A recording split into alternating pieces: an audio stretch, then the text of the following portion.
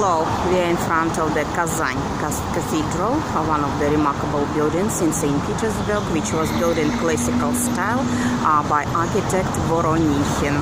And the height of this cathedral, including the dome, is 71.6 meters. So you know, the icon, the copy of the icon of Our Lady of Kazan is exhibited, displayed here. And it means patron saint of the whole Romanovs family, royal czars. When we speak about St. Petersburg, we emphasize on royal czars named, their surname was Romanov. So the first emperor, Peter the Great, who founded our city in 1703, he ordered to deliver this icon from Moscow in 1710, and then it was placed inside of this cathedral.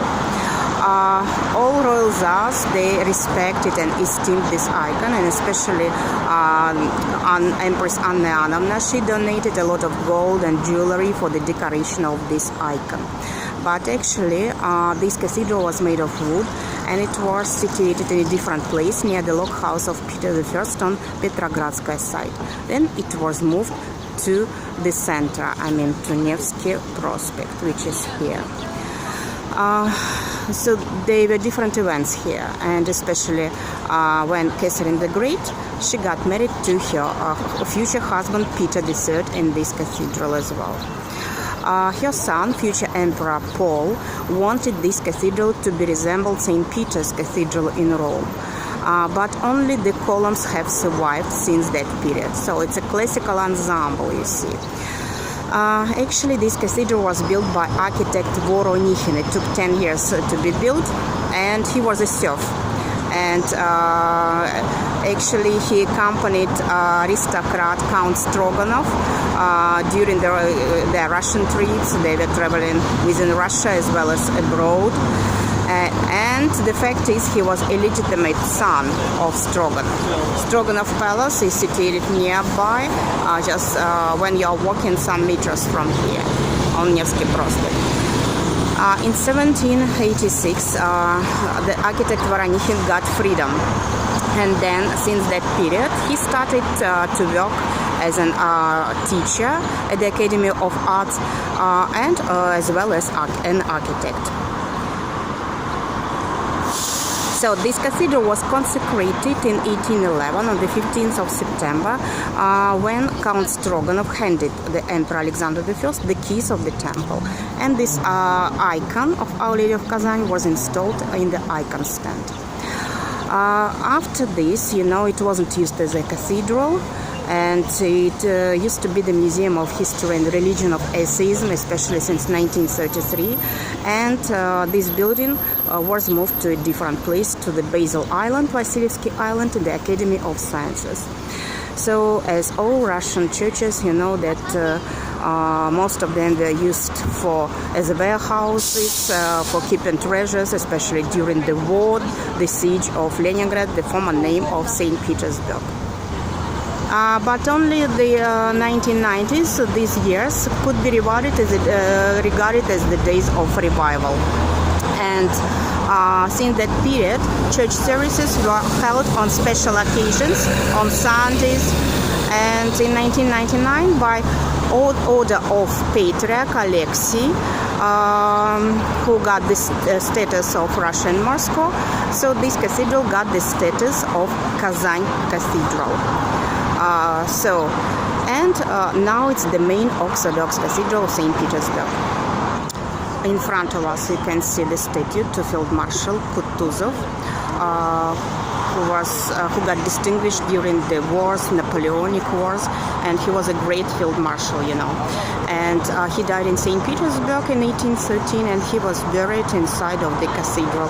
So his tomb is also situated inside of the Kazan Cathedral.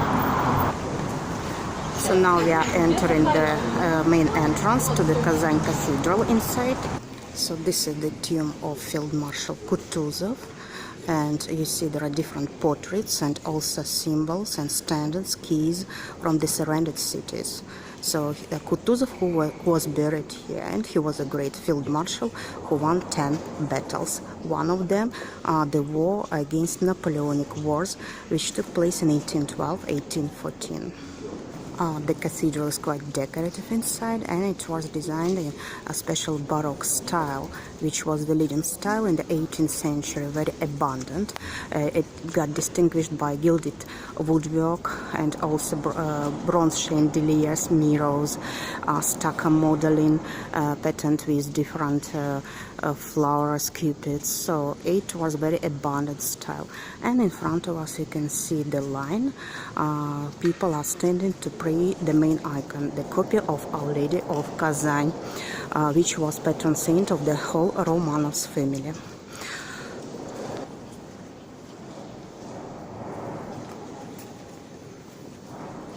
That was the main icon of Our Lady of Kazan. And most people are superstitious because, these saints, and most of them, they're responsible for different diseases and just typical for organs of the body of human beings. And people, they believe in this. Especially this icon is responsible for eyes. Who has problems and different diseases with eyes. That's why you can pray it. And it will help you. Now it's the main Orthodox cathedral, which is used for different religious events, of course, including Christmas, Easter, and it's very decorative and the important sites of St. Petersburg. In front of the cathedral you can see a beautiful garden, so you can have a rest in the shadow, especially when it's sunny, or just to breathe with fresh air. There are a lot of doors here, as usual, when they're gathering on the main squares of all cities in the world. And in front of us you can see a very, very grotesque building which was designed in the modern style, and it's crowned by the glass cupola and dome. It's the largest bookstore, but it was built by architect Suzor in 1902-1904 by Zinger for sewing machine company. But the bookstore, the largest bookstore, started to function here, and you can drop in here to find different stuff.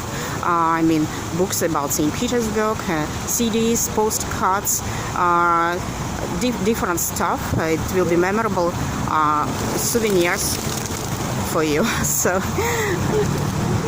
it was a little bit scary when they were flying.